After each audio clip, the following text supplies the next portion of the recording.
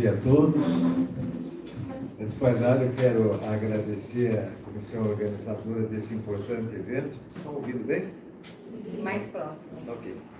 Na pessoa da Marilice, né, por ter organizado tão bem esse evento e está trazendo coisas importantes para a gente. Particularmente, eu fiquei muito interessado no evento, porque não é a minha praia, de uma certa forma, né? De trabalhar com vocês. Eu encaminho muito para vocês.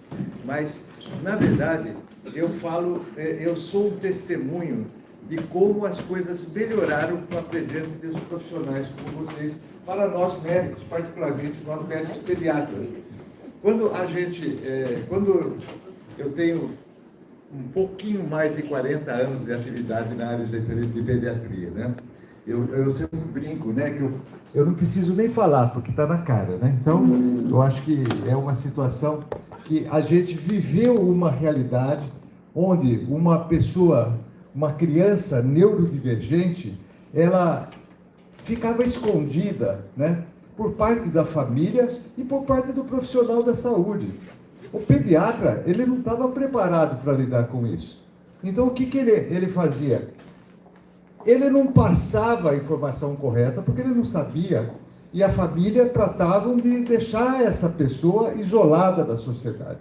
Então, quando eu venho falar num evento como esse, eu tenho que agradecer, né, aos educadores, aos psicólogos, aos neuropsicólogos, pedagogos, psicopedagogos, né, e demais profissionais que trabalham na área da saúde. Então, eu vou mostrar um pouco do meu trabalho, do que eu faço nessa área. Começando a falar por essa palavra que muitos de nós vemos e muitos de nós nem sabemos o que é, né? Sabe que muito consultório de pediatra geral tem lá o nome puericultura, né? E o que é a puericultura? Puericultura é aquela consulta que é feita rotineiramente pelo pediatra, que não necessariamente é um problema pontual de saúde, um problema de doença. Não é. Vai só acompanhar o crescimento da criança, né? Então, é diferente de uma simples consulta, quando a criança é levada ao médico por algum sintoma específico ou alterações. E vai estar avaliando, a consulta de puericultura envolve avaliação sobre o processo de desenvolvimento. Então, vai ver estado nutricional, histórico alimentar, vai ver a cobertura vacinal, vai ver o desenvolvimento neuropsicomotor, que eu vou me prender a isso. Evidentemente, essa atividade de hoje não é para a gente dissecar isso, porque são muitas coisas e eu vou me prender um pouco ao desenvolvimento neuropsicomotor. A visão, audição e desenvolvimento intelectual, desempenho escolar e saúde bucal. Uma coisa importante é que quando a gente avalia tudo isso, a gente avalia dentro de um contexto que a criança está. Vai olhar o ambiente que ela vive, as relações familiares, porque isso traduz muito para interpretar a situação da criança naquele momento que nós estamos acompanhando. Então, a função do pediatra, nesse momento, é mais de escuta do que uma atividade física, do que um exame físico. É mais importante a anamnese, é mais importante aquele sentar, ouvir a empatia do relacionamento, do que, na verdade, um exame físico. Porque nós não estamos tratando de uma doença, nós estamos tratando de avaliar um crescimento e um desenvolvimento. Próximo, por favor.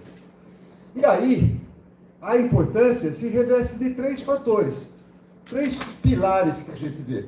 Primeiro, que quando eu acompanho como pediatra, eu vou precocemente estar vendo um problema que a criança pode estar apresentando, independentemente de tipo de desenvolvimento.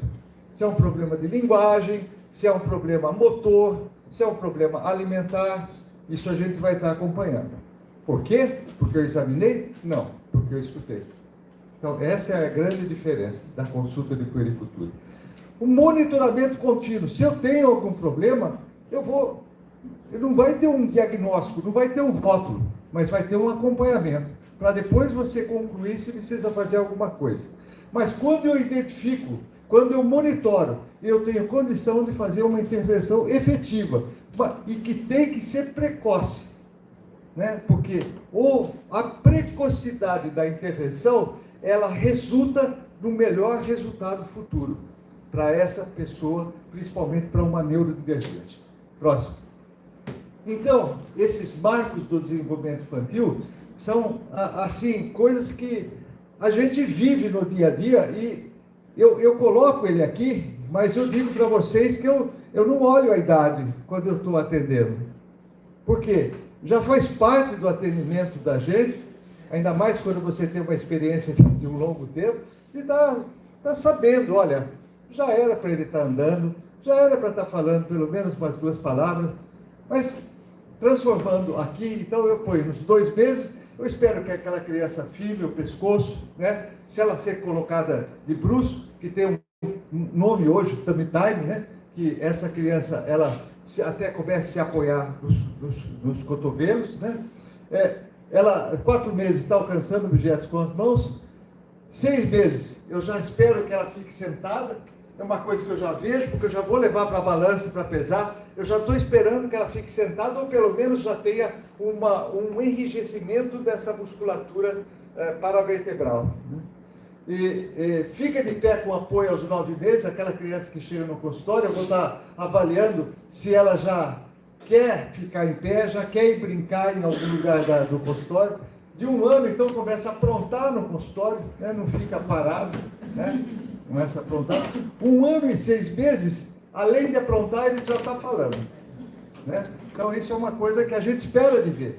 Então, muitas vezes, as mães, ou os cuidadores, os pais, quando estão no consultório, eles chegam para a gente e falam, não falam para mim, não falam para a criança, não faça isso, não faça aquilo. Eu falo, graças a Deus, essa criança está fazendo isso.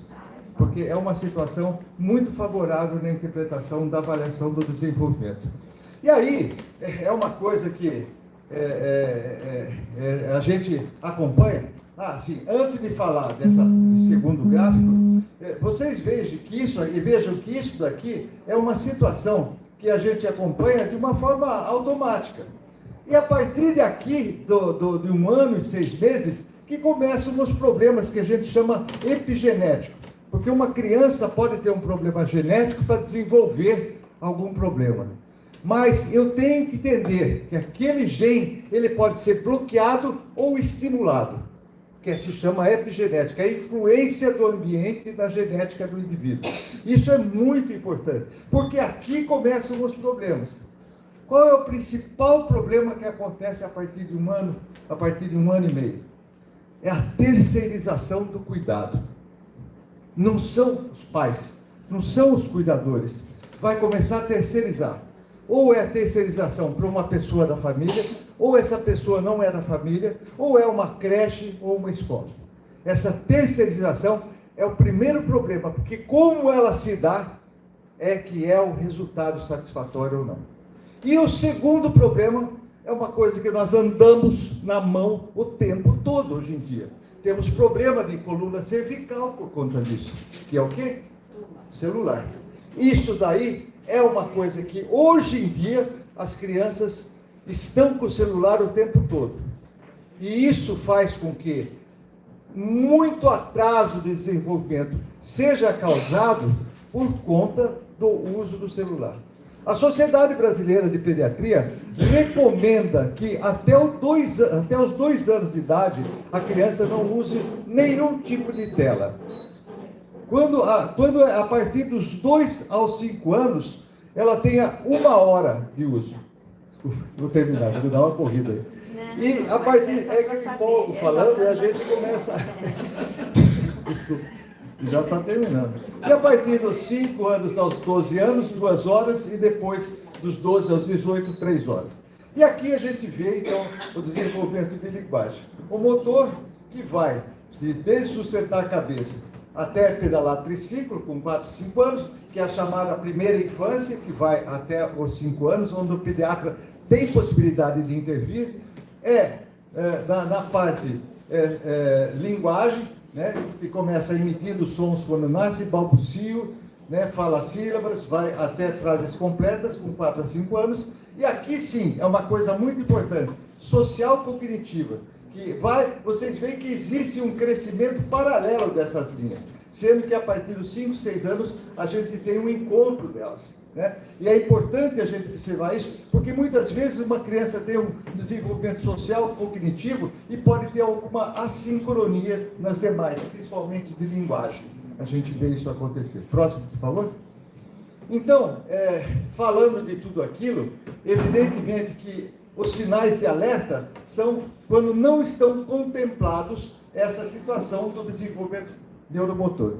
85% do cérebro se desenvolve até um pouco mais, 90% do cérebro se desenvolve até os 5 anos de idade.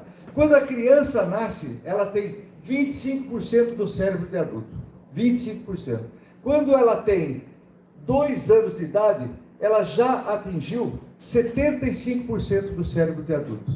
Então vejam vocês que o cérebro tem uma explosão de sinapse, de crescimento de neurônios, e esta é a grande importância da intervenção precoce. Que essa intervenção precoce vai fazer com que o resultado seja positivo por causa dessa plasticidade cerebral. Próximo. Então, quando o pediatra encaminha, e aí eu dou graças a Deus aos profissionais que a gente pode encaminhar, coisa que eu não tinha no passado, né? Então, sinais persistentes. Aquilo que eu comecei a observar, ele se mantém. O histórico familiar. Olha, já tem problema na família. Eu escutei, eles me falaram. Eu tenho que passar a pensar nisso também. Fatores de risco perinatal, uma anóxia neonatal, uma hipóxia neonatal, uma permanência prolongada numa UTI neonatal, uma hemorragia cerebral e uma regressão das habilidades, ou seja, já tinha alguma coisa, passou a não ter. Próximo. Esses são os principais transtornos do neurodesenvolvimento, pelo DSM-5, né, que é o Manual de Diagnóstico e Estatística de Transtornos Mentais.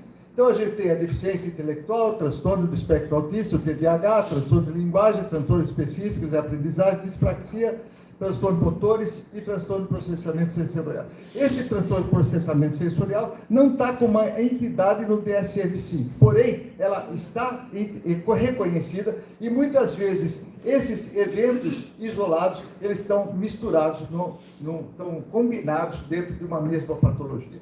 Próximo. E aí, isso é uma coisa que a gente faz no consultório, é recomendado pela Sociedade Brasileira de Pediatria, pela Academia Americana de Pediatria, e eu senti uma facilidade enorme com esse questionário, porque aquelas dúvidas que eu tinha, o questionário me dá subsídios para resolver, e particularmente me facilita no encaminhamento. Até porque eu já mando encaminhado que já teve MCHAT. Isso não é exclusividade do pediatra, de qualquer profissional de saúde. São 20 perguntas que você realiza de uma forma muito simples e você, conforme o resultado, você está encaminhando. Muitas vezes, quando você tem um resultado duvidoso e essa criança ela tem menos de 2 anos, é pedido para repetir depois dos 2 anos. Normalmente, esse questionário é feito dos 16 aos 30 meses. Próximo. E aí, esses impactos vão afetar essas áreas, habilidades motoras, finas, grossas e finas, capacidade cognitiva, aprendizado, interação e comunicação social e autonomia nas atividades diárias. E aqui sim é importante, a intervenção multidisciplinar precoce é essencial para alcançar os melhores resultados e maximizar o potencial do desenvolvimento. Por quê? Porque a plasticidade cerebral e a estimulação ambiental são fundamentais para o amadurecimento funcional do cérebro na infância. Próximo. Como nós falamos, esse cuidado integrado é extremamente importante. E finalizando, consegui, né? Está dentro do prazo. Perfeito. Vamos lá, pode passar o próximo. Então, eu gostei muito dessa frase que eu vi, tenho certeza que muitos de vocês conhecem, do José Saramago, né? Porque a criança que fomos é uma bússola ética para nós adultos. E a gente quer que o adulto trate a criança como a criança queria ser tratada no passado. Então, é esse que é nosso objetivo, é essa nossa bússola ética. Eu agradeço a todos, particularmente a Marilice, pelo convite, né? E fico muito grato, muito honrado de estar no meio de vocês. Um bom dia a todos, um bom evento.